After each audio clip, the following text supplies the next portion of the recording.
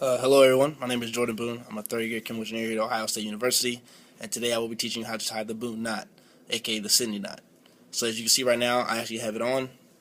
As you can see, basically, the reason why I call it Sydney knot is because it has three kind of things, kind of like the Opera House in Sydney. Something that came to my head.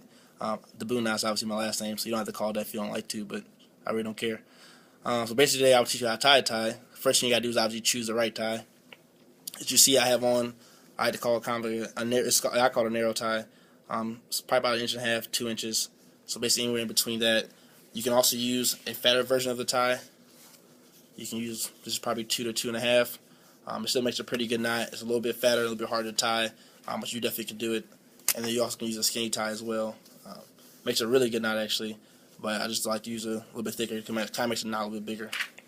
So I'll show you step by step how I tie the tie. So first I'll start by untying it, obviously. But it's pretty simple. It's really not that hard. In order to do this video, I'm probably going to do things at least probably twice, hopefully. But I'll definitely go slow. And as I'm going, just remember that this is my left hand. So I don't know what side that is on to you, but you can figure that out for yourself. So, if you probably know how to, if you're just looking at a tie knot, you probably know how to tie a regular Windsor knot. Typically use the fat end to do it. And this tie knot, you actually use the skinny end to do most of the tying.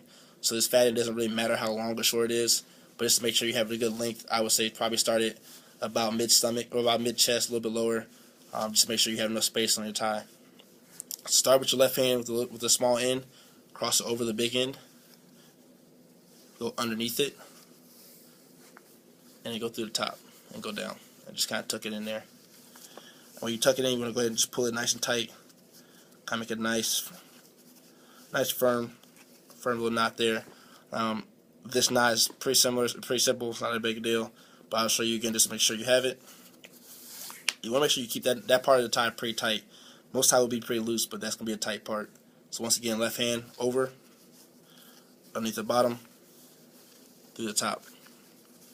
Alright, and then pull it tight.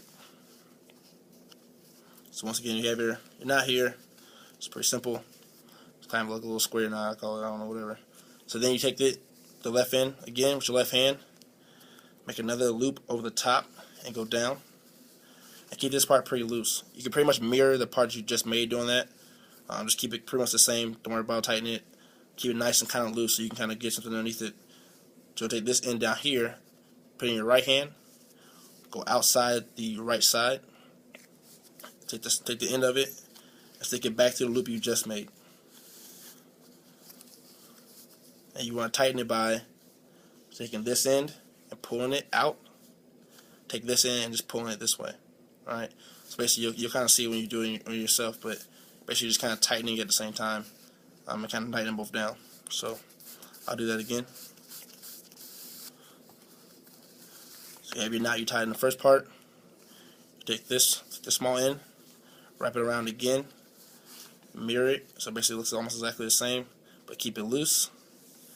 Come around the right end in your right hand and go through the loop. Alright, and tighten it up.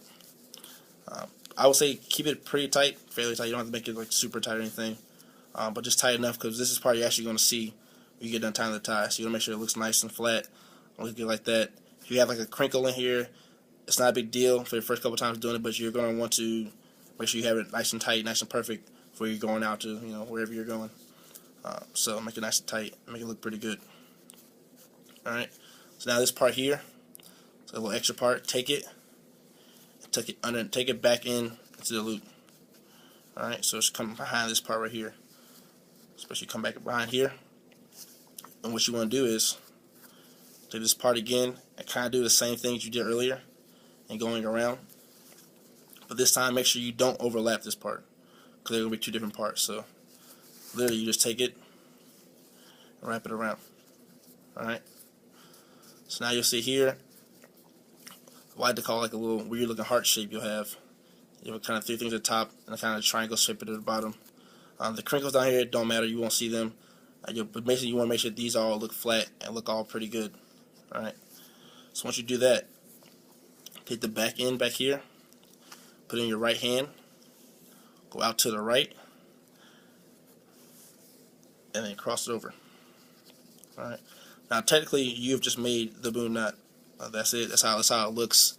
What you'll see is when you pull it up to your collar, the collar will cut off this part and cut off this part, so it'll make it look like the three Sydney things in the Opera House, and it looks pretty good. It looks like that pretty much. But what you want to do is probably the most complicated part, is taking the back end and having it wrap around. All right. So the main thing I would say to do is, number one, take your left thumb and put it on top here. Hold it here because if you don't hold it, it's going to kind of get funky. So just hold it with your thumb, left hand thumb, and take your right hand and just drag it around. Now when you drag it around, you can do it kind of high. It'll look like it's going to cover everything up. Don't worry about it. When you'll see in a second. So now you have this part here across the front. Take it with your left hand, go behind, and still keep your thumb here. I would advise it just to make sure it doesn't go loose or anything. Take your left hand, go underneath that loop, the last loop you made, and kind of replace your thumb and tuck it underneath it. It's kind of the same thing we did earlier, and then just pull it through. So when you're pulling it through, you want to make sure that you keep this part with this hand, keep it up here so it doesn't fall down. You want to tighten it up a little bit. The more you tighten it up, obviously the tighter it'll look and the better it'll look. But you want to make sure you keep it up. Alright, so if you let it fall down here, you'll start to see that it won't look as good. So try this again. So remember, take your right hand, put your left thumb here on this thing, tie, go around, then up and weave it through the back.